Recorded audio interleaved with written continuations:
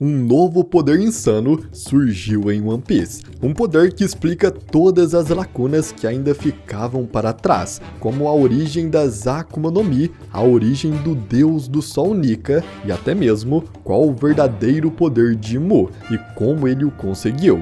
E tudo isso é explicado nesse mega vídeo, que sinceramente explica toda a mitologia de poderes de One Piece. Então, se você quer saber sobre tudo isso e muito mais, então fica aqui comigo, que é isso que eu vou te mostrar agora. Um dos maiores mistérios da história de One Piece sempre foi as Akuma no Mi, que guarda uma dualidade muito interessante. De um lado temos a ideia de que as frutas são habitadas por um demônio, como dito por Jabra em Enies Lobby, dizendo que quando um demônio de uma fruta se aproxima de outro demônio, eles brigam e isso acaba explodindo o corpo da pessoa. Inclusive, esse é um dos motivos pelo qual se diz ser impossível comer mais de uma Akuma no Mi. Já do outro lado, temos a visão de Vegapunk, que conseguiu replicar algumas Akuma no Mi com base apenas na ciência, mostrando que talvez não seja um poder tão sobrenatural assim. Além de que o próprio Vegapunk revela sua teoria sobre o que são as Akuma no Mi. Ele diz que elas são as vontades e os desejos das pessoas do passado, que ao desejarem, conseguiram materializar seus desejos nas frutas. E bom, a verdade é que apesar de parecer contraditório essas duas explicações sobre as Akuma no Mi, as duas estão certas, e a prova disso veio justamente com a revelação do poder de Imu-sama. No capítulo 1150, Imu nos revela que realmente existem demônios no mundo de One Piece. Com seu poder misterioso, ele transforma Dory, Brog e vários outros gigantes em demônios, lhes dando um poder assustador. O próprio Imu lhes disse as seguintes palavras enquanto concediam a eles o seu poder: o demônio é a manifestação do que a existência deveria ser. Ou seja, aos olhos de Imu, na verdade a existência era para ser composta de demônios e não humanos. Então é muito provável que eles realmente existam no mundo. Mas então, a dúvida que temos é, o que aconteceu com eles? E com base nas pistas que temos e na minha própria interpretação, eu tenho uma ideia do que realmente aconteceu. E isso explica tudo. Isso explica a origem das Akuma no Mi, explica também a origem de Nika e como Imu se tornou o ser monstruoso que ele é hoje. E bom, vamos começar então a história da mitologia do mundo de One Piece.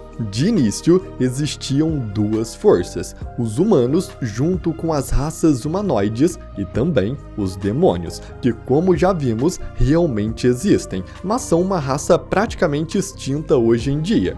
Os demônios possuíam poderes místicos, quase mágicos. Muito provavelmente, cada demônio tinha seu próprio poder. Isso não seria estranho de acontecer no mundo de One Piece, já que vemos várias raças diferentes na história com poderes especiais quase inexplicáveis, como os homens-peixes podendo controlar a água, os minks controlando a eletricidade, ou até mesmo os lunarianos que criam e controlam o fogo. E os poderes da raça dos demônios seria ter alguma habilidade especial por meio de seu poder místico, natural de sua raça. Por serem extremamente poderosos, os humanos desenvolveram uma forma de combatê-los, uma energia vindo de sua alma, de sua vontade, de seus sonhos e desejos mais profundos. E a essa energia eles deram o nome de Haki, e só com Haki era possível vencer os demônios, que eram praticamente imortais. E assim, o mundo se manteve em equilíbrio. De um lado existia a magia negra dos demônios e do outro existia a energia vital dos humanos. Porém, em um dia, esse equilíbrio ruiu, quando Imu descobriu um segredo que ninguém deveria saber. Ele aprendeu a dominar demônios e usar os seus poderes para seu próprio benefício. A prática de fazer pactos com demônios já é algo que vemos frequentemente em One Piece. Vimos, por exemplo, durante o time skip, uma tribo fazendo um ritual para invocar um demônio, prontos para venderem suas almas em troca de vingança. Também foi falado pela Nami quando ela viu um círculo mágico no castelo real de Elbaf, que ela leu em um livro que esse círculo é usado por um país para invocar demônios. Então, se feito da maneira certa, é possível se comunicar com os demônios. E no capítulo 1150, tivemos um detalhe muito interessante. Imu de repente faz aparecer um livro com uma capa tendo esse mesmo círculo mágico, e a partir desse livro, ele fez criar vários itens do nada.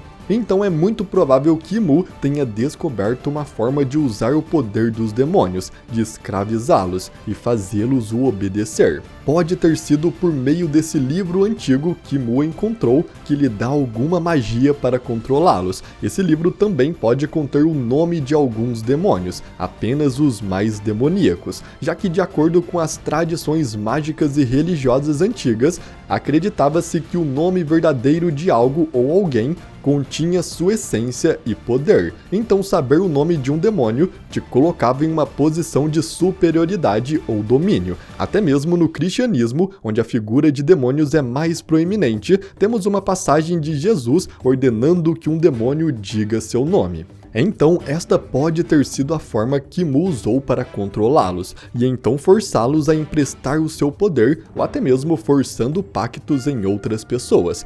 Vemos, por exemplo, as formas demoníacas dos Gorosei, que já foi deixado bem claro que não são poderes vindos de uma Akuma no Mi, já que Saturno caiu no mar e não pareceu ter a fraqueza padrão das frutas, voltando rapidamente para a terra firme. Além disso, na apresentação dos poderes dos Gorosei, foi mencionado apenas o nome de suas criaturas demoníacas, não mencionando nada sobre frutas, o que quer dizer que Imu forçou um demônio a fazer um pacto com eles, lhes emprestando seu poder. Mas ainda assim, as formas dos Gorosei são idênticas aos poderes dados por uma Akuma no Mi, tanto que até tem a linha de fumaça ao redor de seus ombros, o que quer dizer que se os poderes dos Gorosei vêm de demônios, os poderes das Akuma no Mi também vêm deles, nos dando uma pista do que realmente são essas frutas misteriosas. Se Imu foi capaz de controlar os demônios usando magia negra ou algum outro tipo de artifício, então as Akuma no Mi talvez possuam a mesma essência. Elas nada mais são do que demônios selados em frutas, obrigados a fazer um pacto com todos que a comem. E como cada demônio possui um poder diferente, cada fruta concede um poder único. Porém, essas frutas possuem uma condição, praticamente uma maldição. Todos que fazem o pacto forçado por meio delas são expulsos pelo mar e nunca mais conseguem nadar. Talvez esta tenha sido uma forma dos humanos usarem os poderes dos demônios. Eles aprenderam a selar uma alma com a ciência. É por isso que Vegapunk conseguiu replicar em partes algumas frutas. E também é por isso que sempre que um usuário morre, a fruta renasce no mundo, porque ela tem uma alma, um demônio dentro dela, explicando seu nome de frutas do diabo. Já vimos algo semelhante a isso na história, de objetos contendo almas. A primeira e mais óbvia é a fruta da alma da Big Mom, que permite tirar a alma das pessoas e colocar em objetos, dando vida a eles. Inclusive, alguns até ganham habilidades, como uma nuvem que pode criar raios ou até mesmo uma chama de fogo viva. Já outra vez em que isso aparece é no flashback de Noland, onde descobrimos que o antigo povo de Shandora possuíam árvores especiais que, de acordo com eles, abrigam as almas de seus ancestrais, as tornando extremamente importantes para eles. E algo muito semelhante pode ter acontecido na origem das Akuma no Mi. Isso explica de onde veio o poder das frutas e também de onde vem o poder do Imu, dando uma resposta de por que os dois poderes são tão semelhantes. As frutas são demônios selados, forçados a fazerem um pacto com todos que a comem, porém com a consequência de nunca mais conseguir nadar. Já Imu aprendeu uma forma de controlar demônios, os forçando a fazer pactos com quem ele quiser, se tornando literalmente o rei dos demônios, o próprio diabo. E como Imu força os demônios a isso, quem recebe o poder não tem a consequência de perder a habilidade de nadar, já que isso é uma condição apenas das frutas. Mas então, após Imu conseguir esse poder,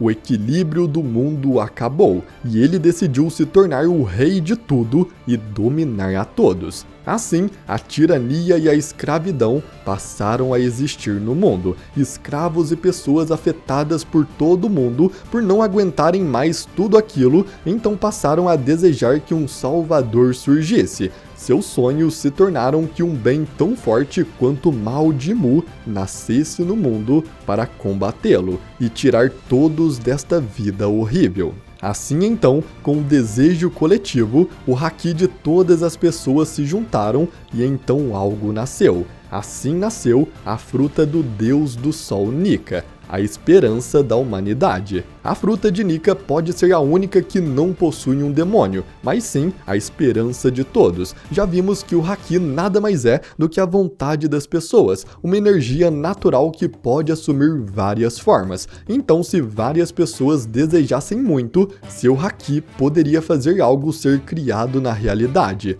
a fruta de Nika. Isso é comprovado pela teoria do Vegapunk, dizendo que ele acredita que as Akuma no Mi foram criadas a partir do desejo das pessoas, o que está certo em partes. Nika é a única fruta natural do mundo, as outras são apenas demônios selados. No capítulo 1069 do mangá, Vegapunk observa a transformação de Luffy no Gear 5 e comenta que ela se assemelha à figura mítica de Nika, o deus do sol. Ele explica que esse nome foi apagado dos registros históricos, mas diz uma frase muito interessante: enquanto as pessoas desejarem por ele, sua existência nunca desaparecerá de verdade. Todas as coisas são trazidas a este mundo com esperança. Isso nos comprova que Nika só passou a existir pela esperança e desejo das pessoas. Isso cria uma dualidade perfeita em One Piece. O haki sempre foi o poder da vontade pura. Ele vem do espírito, da alma, da individualidade. Ele não depende de nada externo. Já a magia negra de Mu seria o oposto. Um poder vindo de pactos, entidades externas, controle sobre a alma de outros. Não é o seu poder, é emprestado, condicionado e corrompido. Isso cria a existência do embate final da história.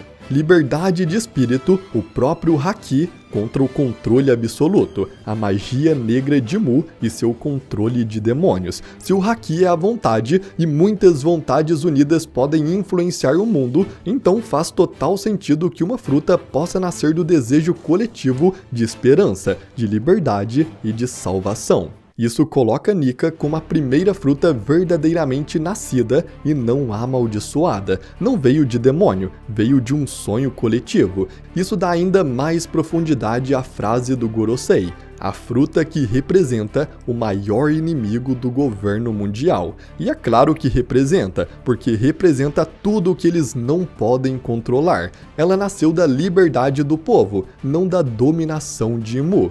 Por isso, Nika tem propriedades absurdas que desafiam a lógica. Estica como borracha, mas não é borracha. Faz o ambiente reagir à alegria, muda o próprio som da batalha com seus tambores da libertação e ri diante da morte. Esta fruta é a expressão pura da liberdade. É isso que Nika e Luffy representa, o homem que não tem dono, não se curva e não segue regras, e ainda assim carrega todos com ele. Nika nasceu para trazer o amanhecer ao mundo, e mesmo falhando antes no passado, é como Vegapunk disse: enquanto as pessoas desejarem por ele, sua existência nunca desaparecerá. Mu tentou apagá-lo da história para dar um fim a Nika, mas as pessoas ainda continuaram acreditando. Os bucaneiros ainda passavam a lenda de Nika, os gigantes continuavam com ele em seus textos sagrados, e boatos ainda rodavam como esperança nas prisões e entre escravos. Nika nunca morreu, e enquanto as pessoas acreditarem, ainda haverá esperança de que um dia ele finalmente possa acabar com a tirania de Mu de uma vez por todas. E bom, eu espero muito que você tenha gostado desse vídeo, e se você gostou, eu peço que você se inscreva no canal e ative o sininho, porque sinceramente dá muito trabalho conectar todos esses pontos espalhados pela história para eu trazer algo realmente bom para vocês. Mas então, eu agradeço muito por você ter assistido até aqui, e até a próxima!